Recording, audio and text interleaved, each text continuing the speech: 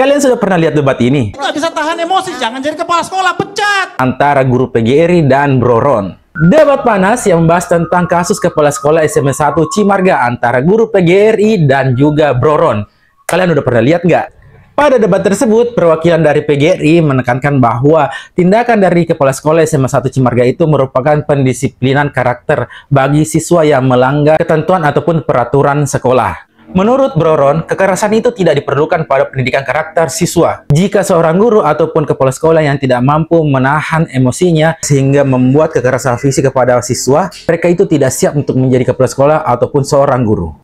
Tapi yang membuat kita risih di sini, Bro Ron yang menentang kekerasan pada siswa itu mencerminkan kekerasan verbal kepada lawan bicaranya ataupun lawan debatnya.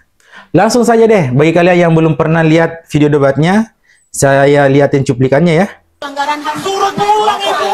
Suruh pulang! Pelanggaran berat, merokok. Nah, di sini Bro Ron itu intonasi suaranya itu mencerminkan kekerasan verbal pada lawan bicaranya. Itu pelanggaran berat, dia melanggar hukum tata tertib. Pertanyaannya, yang membutuhkan perokok siapa? Saya tidak membutuhkan perokok. Yang kita ini semua anti sama abang. Itulah kita bicara konteks. Ada tamparan. Kita bicara konteks. Konteks ini dalam rangka merokok karena jelas-jelas dia melakukan pelanggaran berat. Berat ya. Guru dan kepala sekolah Nah, bisa. pelanggaran berat apakah harus dengan hukuman berat seperti tamparan? Loh, kadang-kadang spontanitas guru menghadapi murid itu kan setiap hari. Ya berarti tidak siap menjadi guru karena tidak punya kesabaran. Nah, disitulah kata Bro Ron, kalau misalnya seorang guru ataupun kepala sekolah yang tidak mempunyai kesabaran, mereka itu tidak siap untuk menjadi seorang guru ataupun kepala sekolah.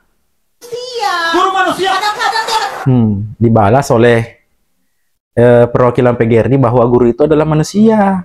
Ya jelas.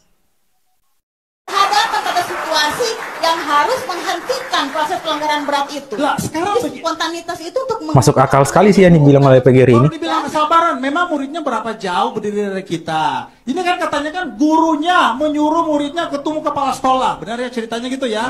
Baru kepala sekolah nampar. Itu kan bisa, memang dilihat kepala sekolahnya di depan matanya. Nggak bisa tahan emosi, jangan jadi kepala sekolah, pecat. Oh, omongannya tuh ceplos-ceplos banget ya. Di sini kita lihat dulu konteksnya bahwa seorang guru ataupun kepala sekolah yang menegur siswanya secara spontanitas. Nah, di sini dia sarannya pecat, langsung pecat. Wah. Tapi daripada dengar ngocehan saya yang tidak masuk akal ini, di sini saya sudah dapat seorang yang menjelaskan secara ilmiah jelas banget, namanya itu AD_MSS.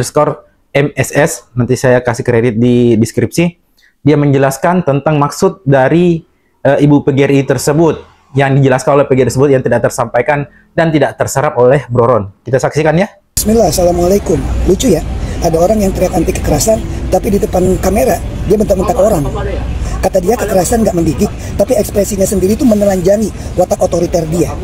Ini fenomenanya menarik. Orang yang menolak kekerasan fisik justru menormalisasi kekerasan verbal, kekerasan moral. Sekarang kita mulai dari masalah utamanya. Apa?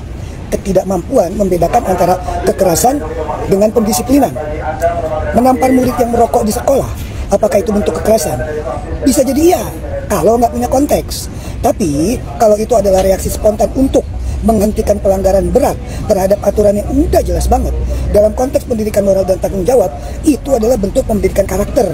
Konsekuensinya nyata, itu yang diberitahukan sama guru tersebut. Masalahnya adalah sebagian orang menilai segala bentuk hukuman kekerasan sebagai bentuk kekerasan yang lainnya karena mereka meniru pendidikan atau paradigma pendidikan yang ada di Eropa, Skandinavia, dan lain-lainnya. Padahal budayanya beda. Ingat, budayanya beda. Di sana sistem sosialnya stabil, anak-anaknya dan keluarganya punya kontrol diri yang tinggi, tanggung jawab sekolahnya yang jelas, disiplinnya sejak dini.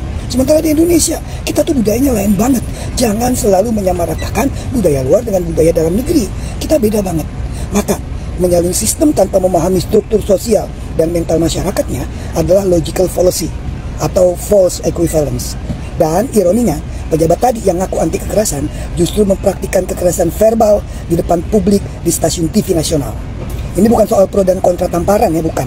Tapi soal ketidakkonsistenan moral dan intelektual. Kalau benar dia anti kekerasan, mestinya dia mampu menegur guru dengan tenang, bukan membentak di layar kaca. Dan kalau benar dia paham pendidikan, mestinya dia tahu disiplin tanpa ketegasan hanya akan melahirkan generasi yang lembek, yang pandai beralasan, tapi nggak paham tekanan, nggak kuat dengan tekanan. Ingat bro, ini Indonesia, bukan Amerika. Nah, itu dia. video yang menjelaskan tentang kasus dari SMA 1 Cimarga. Menurut kalian bagaimana? Tulis di kolom komentar.